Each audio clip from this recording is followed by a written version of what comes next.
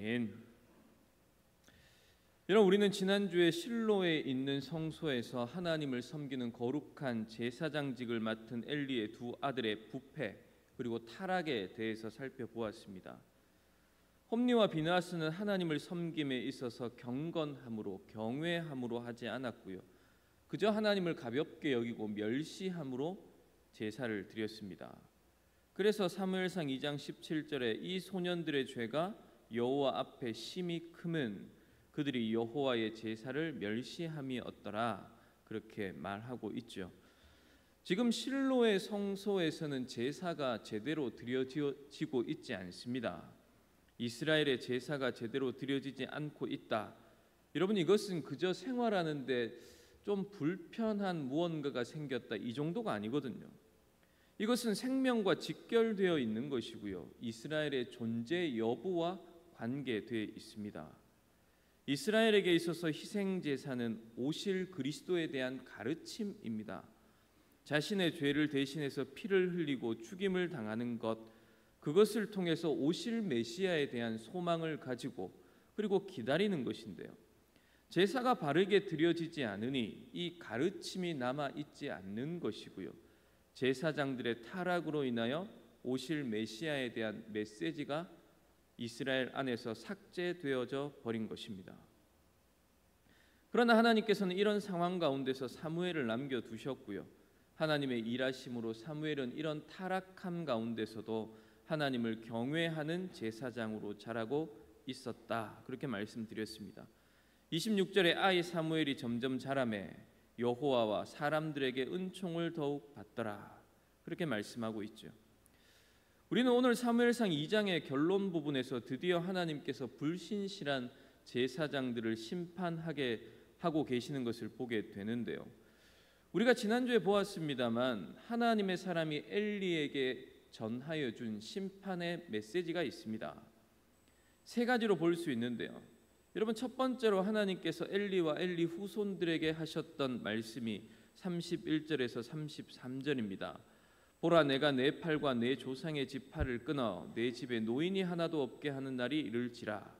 이스라엘에게 모든 복을 내리는 중에 너는 내 처소에 환난을 볼 것이요 내 집에 영원토록 노인이 없을 것이며 내 제단에서 내가 끊어버리지 아니할 내 사람이 내 눈을 쇠잔하게 하고 내 마음을 슬프게 할 것이요 내 집에서 출산되는 모든 자가 젊어서 죽으리라.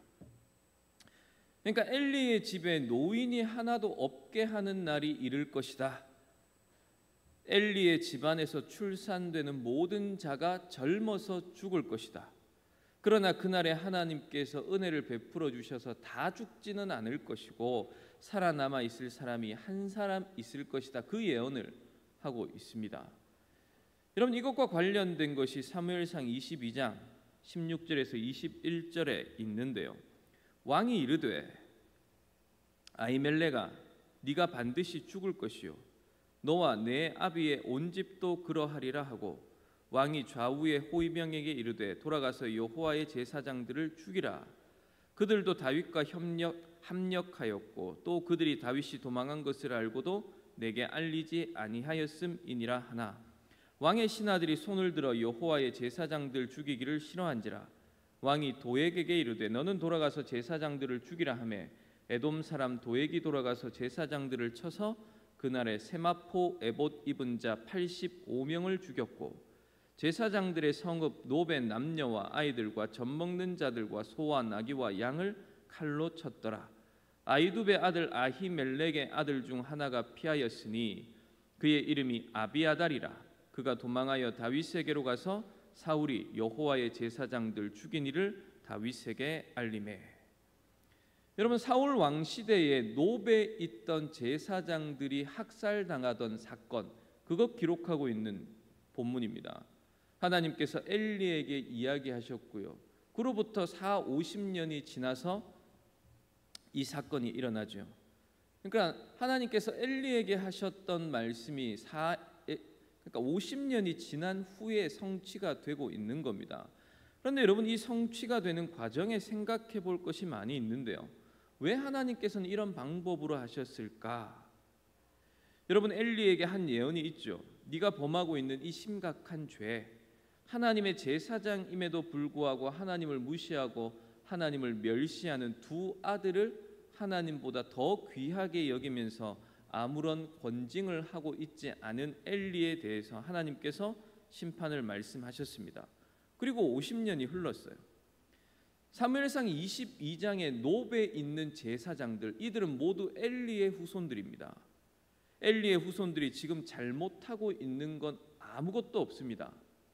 사울 왕의 질투를 피해서 도망가는 다윗을 도와준 것 말고는 한 게 없어요. 하나님의 뜻을 구하고 떡을 줍니다. 골리앗의 칼을 줍니다. 하나님의 뜻을 구하길래 기도하여 그것을 알려줍니다. 이것 말고 한 게 없습니다. 그리고 이것도 잘못된 것도 아니고요. 그런데 사울은 그 제사장들이 다윗에게 협력했다 그렇게 말하며 이들 모두를 죽이고 있는 거예요. 사울 왕이 자기의 호위병들을 불러서 얘기합니다. 마을로 돌아가 제사장들을 다 죽여라. 그런데 왕의 호위병들은 사울 왕의 명령에 불복종합니다. 사울 왕의 이 명령이 부당하다는 것, 이것이 하나님의 뜻에 맞지 않다는 것을 알기 때문에 가장 왕에게 충성해야 할 호위병들이 사울의 말을 듣지 않는 거예요. 그런데 사울이 거기서 마음을 돌이키지 않습니다.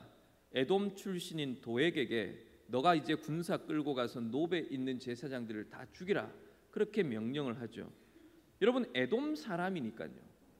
이스라엘의 제사장들을 죽이는 것에 대해서 별로 개의치 않는 사람입니다. 부하들을 끌고 갑니다. 그리고는 제사장 85명을 모두 다 죽입니다. 이때 죽임당한 제사장들이 모두 엘리의 후손들이고요. 게다가 제사장들만 죽인 것이 아닙니다. 노베에 거주하는 모든 남녀들, 노인들, 어린아이들, 젖먹이까지 죽이고요. 그리고 소와 나귀와 양도 모두 죽입니다. 하나님께서 사울에게 아말렉을 이렇게 진멸하라 명령하셨습니다만 사울은 하나님께서 진멸하라는 아말렉은 그렇게 진멸하지 않고요. 자기 마음에 들지 않는다고 다윗을 도와줬다는 이유로 노베에 있는 이스라엘의 제사장 85명과 그곳에 살고 있는 모든 사람들 그리고 짐승까지 죽이는 일을 벌입니다. 여러분, 이때 한 사람이 기적적으로 살아남아 다윗에게 도망을 가지요. 아히멜렉의 아들 아비아달입니다. 이 아비아달이 그 처참한 사륙 가운데 기적적으로 살아서 에봇을 들고는 다윗에게로 갑니다. 그리고 다윗이 죽을 때까지 다윗과 함께 제사장 노릇을 하며 지내게 되지요. 여러분, 하나님께서 엘리에게 심판을 예언하시고 50년이 지난 이후에 성취가 되고 있습니다. 누구를 통해서요? 악독한 왕 사울을 통해서 말입니다. 여러분, 하나님의 심판의 예언이 성취되어지고 있는 것을 지금 성경은 기록하고 있습니다.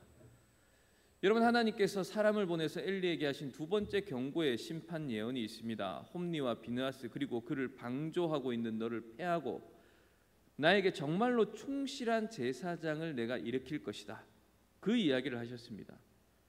여러분, 사무엘상 2장 35절에 내가 나를 위하여 충실한 제사장을 일으키리니 그 사람은 내 마음 내 뜻대로 행할 것이라. 내가 그를 위하여 견고한 집을 세우리니 그가 나의 기름 부음을 받은 자 앞에서 영구히 행하리라. 그러니까 나를 경멸히 여기고 있는 너희는 더 이상 제사장을 노릇을 못할 것이다. 나를 진심으로 존중하고 사랑하는 자를 내가 제사장으로 삼겠다 말씀하시죠.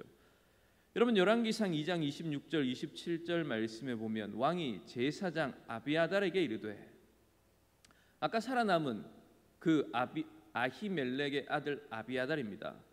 이 아비아달에게 이르되 내 고향 아나도스로 가라. 너는 마땅히 죽을 자이로되 내가 내 아버지 다윗 앞에서 주 여호와의 궤를 메었고 또 내 아버지가 모든 환난 받을 때에 너도 환난을 받았은즉 내가 오늘 너를 죽이지 아니하노라 하고 아비아달을 쫓아내어 여호와의 제사장 직분을 파면하니 여호와께서 실로에서 엘리의 집에 대하여 하신 말씀을 응하게 함이더라. 여러분, 솔로몬 시대의 이야기입니다. 노베 제사장들이 학살당하고 난 다음에 그리고 또 거기서부터 50년이 지난 때입니다. 솔로몬이 왕위에 등극했습니다. 다윗의 명령에 따라서 정상적으로 왕으로 등극합니다. 그런데 여러분, 왕이 되고 싶었던 다윗의 첫째 아들 아도니아가 있습니다. 반역을 일으켜요. 반란을 일으켜서는 자기가 왕이 되려고 하는 음모를 꾸밉니다. 여러분, 그 일에 다윗과 함께 지냈던 장군 요압과 그리고 제사장이었던 아비아달, 이 두 사람이 가담하게 됩니다. 솔로몬이 이스라엘의 왕이 된 것, 이것은 하나님의 뜻이라는 것을 반란을 일으키고 있는 아도니아도 알고요, 요압 장군도 압니다. 그리고 아비아달 제사장도 알아요. 그럼에도 불구하고 하나님의 뜻에 거역하여 발람에 가담하고 있는 거죠. 그때 솔로몬이 요압을 쳐서 죽입니다. 그리고는 이제 남은 제사장 아비아달도 죽여야 하는데요, 죽이지 않고 하는 말이 열왕기상 2장 26절 27절의 말씀이에요. 네가 내 아버지 다윗과 함께 40년이 넘는 세월을 함께 지냈고 함께 환난받고 제사장 노릇한 건 내가 알고 있기 때문에 그거 생각해서 죽이지는 않겠다. 그러나 오늘부터 제사장의 직분은 파면되었다. 여러분, 그렇게 해서 아비아달이 제사장으로 섬겨지는 것이 금지됩니다. 하나님께서 엘리에게 하셨던 첫 번째 예언 가운데 엘리의 후손 중 한 사람이 살아남았습니다. 그 사람이 살아남아서 엘리에게 하신 저주의 위에 이제 50년 가까이 제사장 노릇을 해왔습니다. 그런데 솔로몬 시대에 이 일이 있음으로 말미암아 하나님께서는 엘리에게 하셨던 예언을 완전히 성취시키시는 것이죠. 그래서 열왕기 저자는 이 사건을 기록하면서 무엇을 기억하고 있는가 하면, 왜 이때 이 아비아달이 반역에 가담했을까? 왜 이런 일이 벌어졌을까? 그걸 생각하면서 100년 전에 하나님께서 엘리에게 하셨던 하나님의 심판의 예언, 그걸 기억하면서 그것이 성취되었다, 그렇게 기록하고 있는 것이죠. 여러분, 이렇게 아비아달이 제사장 직분에서 파면되고는 더 이상 하나님의 제사장 노릇을 하는 사람이 엘리의 가문에서는 나오지 않게 됩니다. 여러분, 세 번째 하나님께서 엘리 가문에게 주셨던 심판의 말씀이 있습니다. 너의 두 아들 홈니와 비느하스가 한날에 죽을 것이다. 그 둘이 당한 일이 너에게 표징이 될 것이다, 그렇게 말씀하십니다. 엘리가 죽고 난 다음에 40년 혹은 50년 뒤에 높당에서 엘리의 후손들 85명의 제사장들이 죽임당하는, 처참하게 학살당하는 일이 벌어집니다. 그리고 그로부터 또 50년 뒤에 하나 살아남은 아비아달의 제사장 지위가 폐위되는 일도 벌어집니다. 그리고 엘리 가문에서 더 이상 제사장이 나오지 않는데요. 여러분, 그런데 엘리는 하나님께서 하시는 이 심판을 직접 보지는 못하는 것 아닙니까? 엘리가 죽고 50년 뒤에, 그리고 또 50년 뒤에 일어나는 일이니 엘리는 보지를 못합니다. 그런 엘리를 향해서 하나님께서는 정확하게 눈으로 보이는 경고의 말씀을 주시는 거예요. 사무엘상 4장 16절에서 18절입니다. 그 사람이 엘리에게 말하되 나는 진중에서 나온 자라 내가 오늘 진중에서 도망하여 왔나이다. 엘리가 이르되 내 아들아 이 일이 어떻게 되었느냐. 소식을 전하는 자가 대답하여 이르되 이스라엘이 블레셋 사람들 앞에서 도망하였고 백성 중에는 큰 살육이 있었고 당신의 두 아들 홈니와 비느하스도 죽임을 당하였고 하나님의 궤는 빼앗겼나이다. 하나님의 궤를 말할 때에 엘리가 자기 의자에서 뒤로 넘어져 문 곁에서 목이 부러져 죽었으니 나이가 많고 비대한 까닭이라. 그가 이스라엘의 사사가 된 지 40년이었더라. 여러분, 성경에 나타난 엘리를 가만히 보시면 하나님께서 자기에게 이렇게 진노하시고 하나님의 심판이 있을 것이다 이야기를 들을 때에 그 하나님의 심판에 대해서 그 하나님의 심판이 정당하다라는 것을 인정하는 사람입니다. 여러분, 그걸 부정하지는 않아요. 엘리가 하나님 내가 언제 그랬습니까? 하나님 내 본심은 아닌데 하나님 너무 오해하시는 것 아닙니까? 뭐 그렇게 하나님을 향해서 대들지 않는다고요. 그런데 다만 하나님의 그렇게 무서운 심판의 경고의 말씀을 듣습니다만 엘리는 전혀 회개하지는 않습니다. 그저 하나님의 심판에 대한 메시지를 들을 때에 하나님께서 그렇게 하시는 것이 정당하다 그렇게 할 뿐인 거죠. 그런 엘리에게 하나님께서 이야기를 하십니다. 내가 너에게 대해서 하는 이 모든 너의 후손들과 너의 제사장 집안에 대해서 하는 말이 반드시 이루어질 텐데 50년 뒤 그리고 100년 뒤에 일어나겠지만 네가 살아있는 날에 홈니와 비느하스가 한 날에 죽는 걸 보게 될 것이다. 한날에 두 아들이 죽는 것을 네가 보게 될 때에 너에게 이야기한 나의 이 모든 진노와 심판이 반드시 이루어진다는 것을 네가 표징으로 알게 될 것이다. 그렇게 말씀합니다. 하나님께서 이 심판의 메시지를 엘리에게 전한 후 얼마 지나지 않아서 아벡에서 블레셋과의 전투가 벌어집니다. 그리고 아벡 전투에서 홈리와 비느하스는 한날에 죽임을 당하고요. 그 소식을 엘리가 듣고는 충격에 넘어져서 목이 부러져 죽게 됩니다. 여러분, 죽어가는 엘리의 마음속에 이것이 하나님의 큰 진노와 심판이라는 것을 엘리는 분명히 기억했을 거예요. 여러분, 홈리와 비느하스는 블레셋에 의해서 죽는 게 아닙니다. 하나님의 심판으로 죽고 있는 거죠. 하나님께서 블레셋을 심판의 칼로 들어서는 홈리와 비느하스를 징계하고 계시는 겁니다. 그렇게 하나님의 심판으로 자기의 아들들이 죽었다는 것을 들으면서 나에게 하신 하나님의 이 모든 진노와 심판의 예언, 이것은 반드시 이루어지겠구나. 이걸 엘리는 기억하고 죽었을 거예요. 여러분, 하나님은 어떤 분이십니까? 하나님께서는 약속하신 것을 신실하게 지키시는 하나님입니다. 하나님은 우리에게 뭐라고 말씀하십니까? 나를 존중히 여기는 자는 내가 존중히 여길 것이다.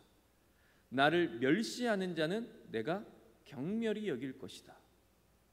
여러분, 그것이 하나님께서 우리에게 주시는 말씀입니다. 우리에게 복도 약속해 주십니다만 심판도 약속하고 계시는 하나님입니다. 하나님은 이러한 본성을 절대로 바꾸시지 않는 분입니다. 하나님께서 하시는 약속의 말씀은 지금 당장에 이루어질 수도 있습니다만 그러나 50년이 지나서 그리고 100년이 지나서도 이루어질 수 있습니다. 분명한 건 무엇입니까? 하나님께서 약속하신 것, 말씀하신 바를 반드시 이루시는 분이라는 것이죠. 여러분, 우리가 신앙생활하면서 우리가 듣고 확신하는 바가 무엇입니까? 우리의 삶을 자세히 살펴보시면 그리고 돌아보시면 내가 하나님을 정말로 사랑하고 하나님의 말씀을 열심히 배우고 그 말씀에 순종하며 살아가기 위해서 애를 쓸 때에 하나님께서는 이상한 방식으로 내게 은혜를 베풀어 주십니다. 안 될 것 같은 일들도 순적하게 이루어지게 하시고요. 낭패를 당하고 있는 일도 은혜로 바꾸어 주시는 분이 하나님이시지 않습니까? 저는 우리 성도들이 이런 하나님의 은혜를 참 많이 경험하기를 바랍니다. 그런데 내가 어느 정도 일어섰다고 생각해서 이 정도면 됐다고 생각해서 하나님을 사랑하고 하나님께 순종하는 일을 등한시합니다. 기도하는 일, 말씀을 배우는 일, 교회를 사랑하며 섬기고 믿음으로 살아가는 일에 뒷짐을 지고는 이런저런 핑계로 멀어집니다. 그렇게 뜨겁지도 않고 차지도 않은 상태에 서서히 빠지게 됩니다. 나도 모르는 순간에 하나님께서는 내게 있어서 중요한 분이 아니라 그저 스쳐가는 분으로, 주일에 잠시 스쳐가는 분으로 하나님을 경솔하게 여기는 자리에 서게 될 때가 있습니다. 여러분, 그럴 때 하나님께서는 하나님을 가볍게 여기고 하나님을 하찮게 여기는 내 삶에 찾아오셔서는 분명하게 간섭하십니다. 여러분, 하나님의 역사를 자세히 보십시오. 하나님은 정말로 하나님을 존중히 여기는 자를 찾고 그에게 은혜를 베푸십니다. 그러나 그 마음이 교만하고 하나님의 말씀에 순종하지 아니하는 자들은 하나님께서 반드시 심판하시지요. 여러분, 지금 우리가 살펴보고 있는 이 시대, 사사시대입니다. 엘리는 제사장입니다. 사울은요, 왕입니다. 사사기에 기록된 수많은 유력한 사람들이 있습니다. 그 사람들이 자기 소견에 오를 대로 하나님의 법을 어기며 살아가는 것이 문화가 되어 있는 시대입니다. 여러분, 그럼에도 불구하고 하나님께서는 살아계셔서 그때든 지금이든 하나님을 사랑하고 하나님의 말씀에 순종하며 살아가는 자에게 은혜를 베풀고 계십니다. 그런 사람을 통하여 들어 쓰셔서 하나님의 나라를 이루어 가시죠. 여러분, 하나님의 관심은 어디에 있습니까? 하나님의 관심은 엘리, 홈리, 비느하스 이 제사장의 직분을 가진 자에게 있는 것이 아니고요. 직분자이지만 직분자답게 살아가지 않는 자들에게서는 하나님께서 관심을 거두십니다. 오히려 하나님은 성경에 기록되어지지 않으면 알 수도 없는 보아스와 같은 사람에게 관심을 기울이시잖아요. 이방 땅에서 과부가 시어머니를 모시고 왔습니다. 도움될 게 전혀 없습니다. 그러나 하나님을 믿는 믿음으로 찾아온 사람을 보고는 은혜를 베풉니다. 경제적으로 많은 손해를 볼 것 압니다만 하나님이 정해놓으신 율법에 따라 룻과 나오미를 돌봅니다. 그런 사람을 통해서 하나님께서는 하나님의 나라를 세워 가신다고요. 홈리와 비느하스에 비해 전혀 미비한 사무엘, 여러분 이 어린 사무엘을 통해서 하나님께서는 하나님의 나라를 이루어 가시는 거예요. 하나님은 지금도 교회에서 그런 사람을 찾습니다. 하나님을 존중히 여기며 하루하루 살아가는 사람 말입니다. 여러분 정말 하나님 앞에서 내 삶을 돌아보십시오. 하나님께서 보시기에 나는 정말로 하나님을 존중히 여기고 하나님의 말씀이기 때문에 손해볼 것 같지만 그럼에도 순종하며 이렇게 살아가는 것이 굉장히 불편하고 피곤할 것 같지만 그것이 하나님의 말씀이기 때문에 순종하며 살아내시는지 말입니다. 여러분이 듣기에 부담스러운 이야기를 적용하려고 하는데요. 여러분 제가 최근 많이 고민하는 것 중에 하나가 수요 기도회를 계속해야 하는가 하는 것입니다. 한국 교회가 기본적으로 전체 성도의 30%가 수요 기도회에 참여한다는 통계가 있습니다. 우리 교회가 작년 주일 출석이 120여 명 정도니까요. 30%면 35명 정도가 되겠죠. 우리 교회는 30%가 못 되는 숫자가 참여합니다만 그러나 여러분 숫자가 중요한 건 아니기 때문에 상관은 없습니다. 저는 한국 교회가 가지고 있는 수요 기도회의 전통 이것 참 좋다고 생각합니다. 교회가 성도들의 신앙 성장을 위해서 한 주의 중간에 모여 저녁에 모여 말씀을 듣고 함께 기도하는 것 참 좋습니다. 그러나 여러분 이것이 그저 전통이기 때문에 어쩔 수 없이 자리를 채워야 하고 습관처럼 수요일에도 저녁에 교회를 가는 것으로 직분을 받았기 때문에 체면 치레로 나오는 것이라면 여러분 없는 것이 더 낫지 않겠습니까? 여러분 교회에 수요 기도회가 없는 것이 문제입니까? 아니면 수요 기도회는 있지만 그저 습관처럼 나오는 것이 문제가 됩니까? 많은 분들이 교회는 예배 공동체이고 주일에 공예배를 통해 은혜 받고 한 주간 말씀대로 살려고 노력하면 되지 꼭 수요 기도회도 나와야 됩니까? 라고 묻기도 합니다. 맞습니다. 저는 수요 기도회에 꼭 참석해야 한다라고 말하는 게 아닙니다. 여러분 제가 직분자들에게 왜 수요 기도에 나오지 않습니까? 말하며 출석 체크하지 않지 않습니까? 성도들이 수요 기도에 더 나오게 하려고 대표 기도를 시키고 뭐 그러지도 않습니다. 여러분 제가 방법을 몰라서 하지 않는 게 아니에요. 제가 그래도 목회 20년 하면서 어떻게 하면 사람을 모을 수 있는지 안다고요. 그런데 여러분 말씀대로 살아가려고 애를 쓰고요. 그럼에도 약찬 육체를 가진 자이니 유혹당하고 넘어질 때마다 골방에 들어가서 하나님께 찾고 간구하고 교제하면서 하나님으로부터 답을 얻고 위로를 얻는다면 여러분 수요 기도에 필요 없습니다. 그렇게 하시면 됩니다. 잘하고 계시는 거예요. 여러분 저 역시도 수요 기도회가 없으면 참 좋습니다. 주일 예배에 훨씬 더 많은 시간을 준비할 수 있거든요. 여러분 제가 수요 기도회 설교나 주일 예배 설교나 제가 준비하는 데 쏟는 에너지는 똑같습니다. 수요 기도회가 없다면 저는 주일 오전과 오후 설교에 훨씬 더 많은 에너지를 쏟을 수 있고 시간을 할애할 수 있습니다. 질적으로 훨씬 더 좋은 설교를 만들 수도 있겠죠. 여러분 제가 염려하고 고민하는 것은 나오셔야 할 분들이 나오지 않기 때문에 그렇습니다. 기도해야 하고요. 신앙의 진보를 위해서 애를 쓰셔야 하는 분이 있는데 그분들이 나오지 않습니다. 그러니 여러분 목사인 제가 보기에 그게 염려가 안 되겠습니까? 직장으로 바빠서 못 나오실 수 있습니다. 직장을 빠지면서까지 나오라는 것 아닙니다. 그런데 여러분 수요일까지 교회에 갈 필요는 없지 않느냐라고 말하고 생각하는 것, 여러분 이게 문제인 거죠. 사실 퇴근하고 혹은 퇴근 후에 집에 돌아온 남편을 챙기고 그렇게 수요 기도에 참여하는 것 어렵습니다. 귀찮기도 하고요. 번거롭기도 합니다. 여러분, 아이를 데리고 수요 기도에 참석하는 것, 그것도 힘이 들고요. 여러분, 저 이해합니다. 지난주에도 말씀드렸습니다만 제가 눈치가 없지 않다니까요. 제가 교회 안에서 사람들을 만나면서 그분들을 대하며 지내온 지 20년입니다. 그래서 눈치껏 모른 척도 하고요, 이해하기도 합니다. 그럴 수 있다라고 말씀도 드려요.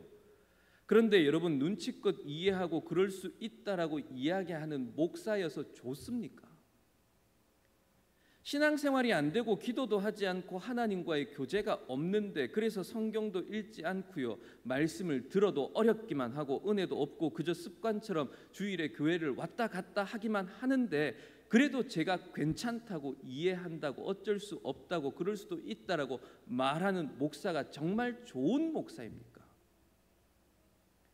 여러분, 왜 여러분 중에 목사님 평일에 직장을 마치고 이런 모임도 하고 저런 모임도 하고 늦게까지 TV도 보고 영화 개봉하는 날은 손을 꼽아 기다리기도 하는데, 그렇게 자기 인생을 얻기 위해서는 피곤함도 모르고 번거로움도 모르고 열심히 애를 쓰는데, 하나님과 약속된 수요일 저녁에 함께 말씀을 듣고 기도하고 교회에 나와 하나님과 교제하는 이 일에 애쓰지 않는 성도들을 권면하지 않습니까? 교회의 직분자인 목사님이 그걸 방관하고 계시면 어떻게 하십니까? 그렇게 말씀해 주는 분이 왜 없습니까?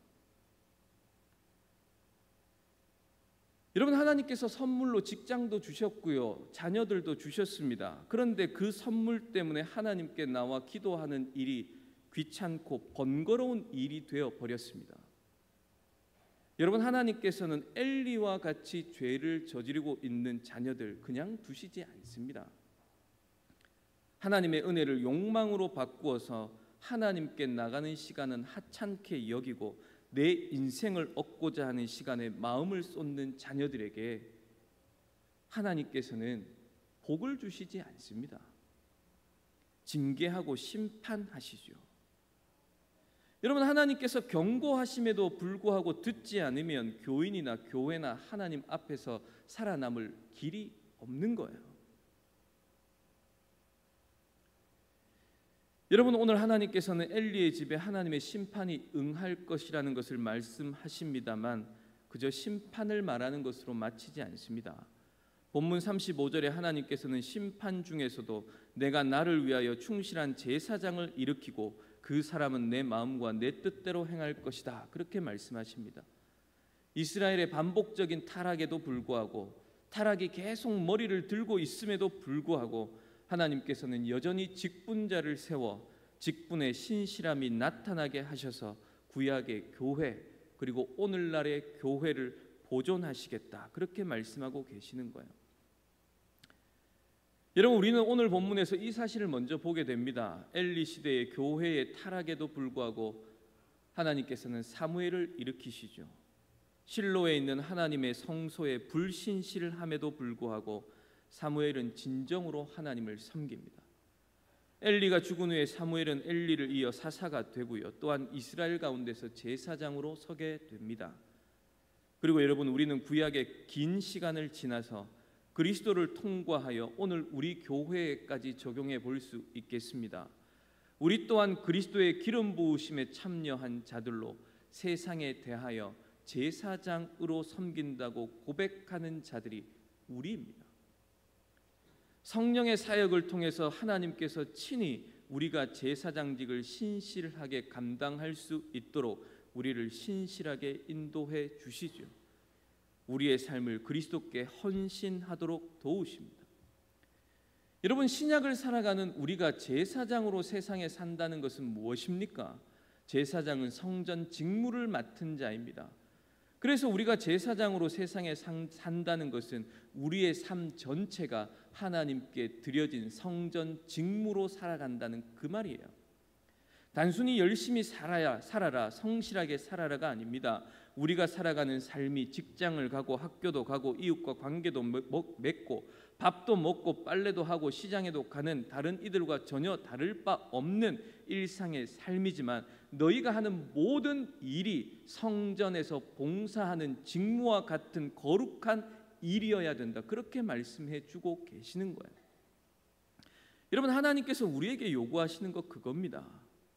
오늘 세상 가운데 이 세상의 문화와 사고에 그리고 그 의식에 물들지 않고 세대를 본받지 않고 구별된 삶을 살아가는 것, 세상의 법, 불신자들이 생각하는 성공의 법칙, 그것 따라 살아가는 것이 아니라 하나님의 말씀이 오늘을 살아가는 길이 되고 그 말씀이 오늘 나의 생각과 행동을 결정하는 법이 된다는 것, 세상에서 어떤 문제를 만나건 간에 그에 대한 답을 하나님의 말씀에서 찾고 그 말씀이 잘 이해될 수 있도록 성령께서 계시의 빛을 비추어 달라고 간구하며 사는 것, 여러분 이겁니다. 여러분 이게 우리의 힘으로 안 되잖아요. 내가 오늘 거룩하게 살아야지 다짐합니다만 거룩하게 살 수 있습니까? 아니요. 여러분 그래서 밴드를 통해서 매일의 말씀을 보고 기도하는 것이고요. 이것 때문에 주중에 하루 수요 저녁에 모여 말씀을 듣고 기도하는 겁니다. 그렇게 우리가 약속으로 정해 놓은 거예요. 여러분 제가 왜 수요 기도에 나오지 않습니까? 왜 밴드 보지 않습니까? 여러분 제가 책망하기 위해서 말씀드리고 있는 것 아닙니다. 여러분 주일 예배를 드리고 매일을 거룩한 제사장으로 여러분이 처해 있는 상황 속에서 거룩함으로 살아내신다면, 그렇게 살기 위해서 여러분 개개인이 골방에 들어가 하나님께 간구하고 하나님의 뜻을 묻고 있다면 여러분 수요 기도에 필요 없습니다. 밴드 안 보셔도 괜찮습니다. 그러나 여러분 대부분의 분들이 저에게 이렇게 얘기합니다. 목사님 참 잘 안 됩니다. 하려고 하는데 참 안 되네요. 이번에는 이렇게 해보려고 했는데 또 좀 안 됩니다. 잘할 수 있었는데 또 실패했습니다. 여러분 이렇게 정작 말씀하고 있는데 교회에서 하고 있는 기도회에 말씀 묵상에 참여하지 않으면 여러분 그건 하나님의 진노를 피할 수 없는 거예요. 제가 지금 겁주자고 하는 것 아닙니다. 우리가 하나님께서 거룩히 구별하여 뽑으신 하나님의 소유이기 때문에 제가 이렇게 말씀을 드리고 있는 것입니다. 우리를 특별히 구원하신 분이 하나님이시기 때문에 그분 앞에 그분의 뜻을 구해야 한다고 말씀하고 있는 겁니다. 여러분 나는 할 수 있어 그렇게 말씀하지 마시고요. 구원의 은혜에 실제로 잠기십시오. 우리는 아무것도 할 수 없는 죄인이기 때문에 우리는 조금의 틈만 있다면 그저 죄를 향해 달려가는 속성을 가지고 있는 죄인들이기 때문에 거룩하고 성별된 삶을 살 수 없습니다. 오직 우리는 구속하신 예수 그리스도의 십자가 그것 바라보는 것 외에 할 수 있는 게 없습니다. 그래서 이 은혜에 잠기셔야 합니다. 여러분 날마다 하나님을 경외하시고요. 하나님의 편에 서기 위해 애를 쓰십시오. 주님의 말씀에 순종하며 살아가기 위해 하나님께 하나님의 뜻을 밝히 알려주십시오. 간구하십시오. 여러분의 삶이 온통 하나님의 구원의 은혜에 잠겨 하나님께서 기뻐하는 세상에 두신 제사장 역할로 살아가는 여러분 되시기를 주님의 이름으로 축복합니다. 여러분 찬송